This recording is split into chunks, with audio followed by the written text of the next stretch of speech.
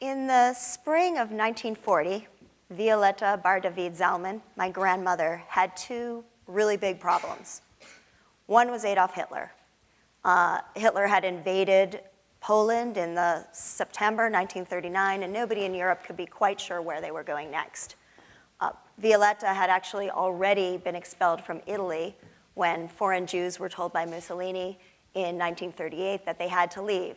So she'd gone with her husband, Harry, and their infant son back to his native Bulgaria.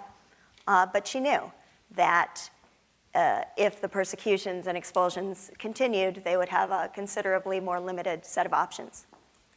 The second problem, and arguably the larger one, was Rebecca. My grandmother was not my grandfather's first choice in marriage. Some years before their arranged meeting, his older sister had put her youngest daughter before him and told him to be her chaperone. And she was the 16-year-old and very leggy Rebecca. So they immediately fell in love. But when he went to his family to ask if they could marry, nobody would really sanction such a close tie between close relatives. A few years later, my glamorous grandmother was put in front of him, and they married and moved to Milan to begin their lives as newlyweds, far from Rebecca. But when they returned a few years later, it was as refugees with just a few $100s, so they were forced to go from house to house of Harry's relatives, finally landing at Rebecca's, where they lived in a spare room, which was okay with my grandfather, but was completely intolerable and unacceptable for my grandmother. So she decided to take her case to the American consul. In order to go to America, you needed three things. You needed a visa, you needed an affidavit from somebody testifying to your good character, and you needed a place in the quota system that limited the number of people who could go to the country. They actually had already been told that they could take the $250, which they'd been allowed to take with them from Italy, and my grandfather could go by himself to the United States and call for my grandmother and their son when he had enough money. But this, of course, would not solve either of Violetta's problems. So she dressed up. She put on those kinds of silk stockings with seams up the back. She put on a little suit. She put on high heels. She put on lipstick. She decided to speak French, which she learned as a girl. And she went down to the consulate. And she said the following: Monsieur de Consul, first of all, you know we can't take money out of the country. It's impossible. You're not allowed to take any, no matter how much you have. And secondly, really, my husband in America all alone and me here with Hitler at our backs, what's it going to be? I tell you, we are not people that like to live under the government's charge. We're people that like to work. And I swear, the first thing that we do when we'll go to America is we'll start to work and we'll pay taxes. And she told me the story many times, and it always ended the same way. She'd cock her head like this, and she'd say, and you know what he said? He said, okay. And so my grandmother's story worked. But why did it work? It worked because of a powerful narrative. We can name it the American dream. It also worked because of the power of narrative. Those stories that are so big that we live inside them. They tell us who we are, the meaning of what's happening around us, where we came from, and they give us some guidance about where we're going in the future. Those stories that are so big that we don't so much tell them as become the conduits through which they tell us. What we say, what we do, what we plan for the future, each of these is a step in the continuation of the story and a little turning of the page toward its future. So the American dream has always been one of those kinds of stories, bigger than the country even. I mean, really, how did my grandmother, who grew up in a village in a country that would become Turkey, know of the American dream? She really had no claim to it unless it was the Rudolph Valentino movies that she saw as a teenager in Athens. But she did know it.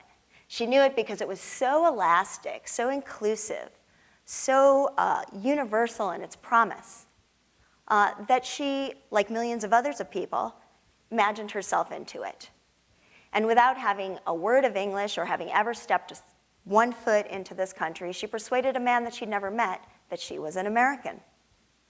As for the consul, who sort of a hardworking bureaucrat who had to have my grandmother's actual French translated by his secretary, he understood. He understood when she spoke. And it allowed them, because they knew the same narrative and they lived inside it, to find a moment of common ground and to solve a hard problem together. We talk a lot still now about the power of the American dream, but many of us know that it is not nearly as powerful or as globally resonant as it once was. There are lots of stories, lots of ways of thinking, lots of codes, lots of symbols, and they're all legitimate. And stories actually change over time.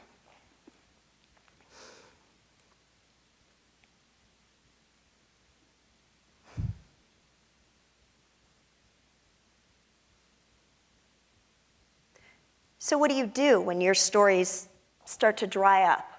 What do you do when the United States and China, looking out at each other across a very vast space, but into an inevitably shared future, can't figure out whether they're going to write that future as shared partners or or strategic partners or strategic enemies? What do you do when the European Union, which was a shared dream, can't figure out how to harmonize the voices of its rich countries and its poor countries, of Germany and Greece? What should we do when that place that we call the West and that place that we call Islam can't find a way to articulate their shared past so that they can go into some kind of harmonious future? And the past does exist.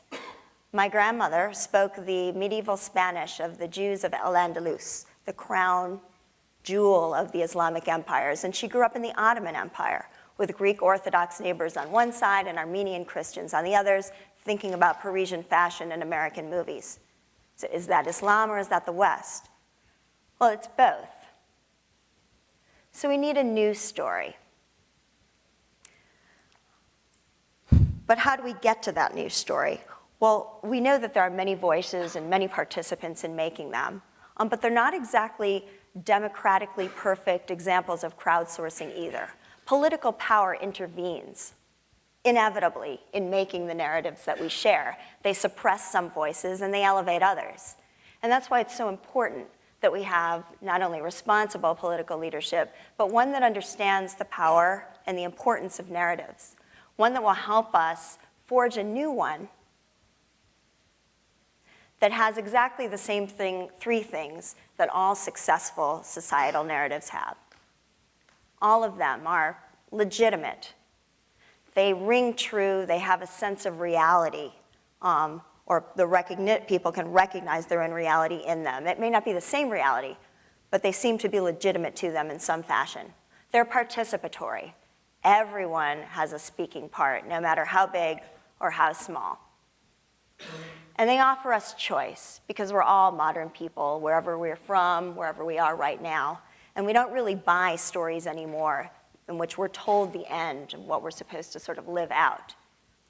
The other reason we need stories that offer us a choice is because when we have hard problems, or we run into them, which we inevitably will, we need a way to make up and create new solutions. And that means that we have to start out with the opportunity to meet on common ground, like my grandmother and the American consul did.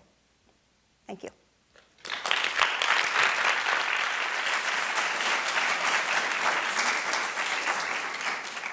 Thank you very much, Dr.